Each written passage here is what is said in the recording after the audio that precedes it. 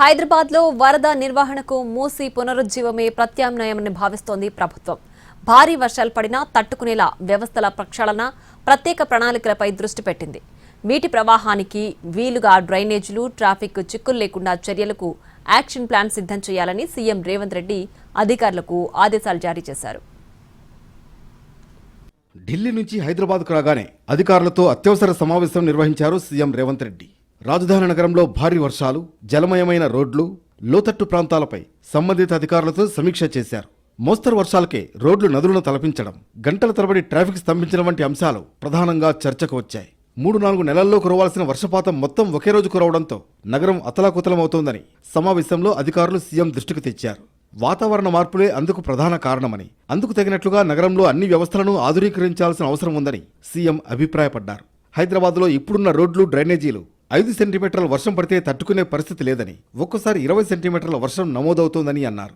ఎంత వర్షం పడినా గ్రేటర్ హైదరాబాద్లో వర్షపు నీరు నిల్వ ఉండకుండా, వరద నీటితో ముంపుకు గురవ్వకుండా లోతట్టు ప్రాంతాల ప్రజలు కూడా సురక్షితంగా ఉండేలా అత్యంత పకడ్బందీ విధానాన్ని అమలు చేయాలని, అందుకు వీలుగా రూపొందిస్తున్న మూసీ పునరుజ్జీవన ప్రాజెక్టును వెంటనే చేపట్టాలని సీఎం ఆదేశించారు. హైదరాబాద్లో 55 కిలోమీటర్ల పొడవున మూసీని పునరుద్ధరించడం ద్వారా పరివాహక ప్రాంతంతో పాటు నగరంలో ఉన్న అన్ని ప్రాంతాలు, కాలనీలు సురక్షితంగా ఉంటాయన్నారు సీఎం. వరదనీటి ప్రవాహానికి అడ్డంకులు ఉన్నందునే నగరంలో ఈ దుస్థితి తలెత్తుతోందని అధికారులు అభిప్రాయపడ్డారు.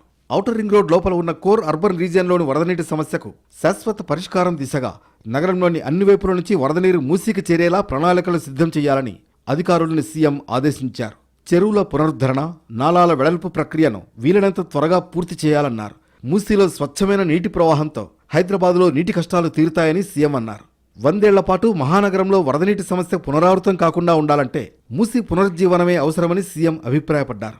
మూసీ పునరుజ్జీవన ప్రాజెక్టును వరదనీటి నిర్వహణకు వీలుగా డిజైన్ చేయాలని, ఆ దిశగా పనులు చేపట్టాలని అధికారుల్ని ఆదేశించారు. హైదరాబాద్ నగరంలో ట్రాఫిక్ సమస్యను పరిష్కరించేందుకు ప్రత్యేక ప్రణాళికలు రూపొందించాలని ముఖ్యమంత్రి రేవంత్ రెడ్డి అధికారుల్ని ఆదేశించారు.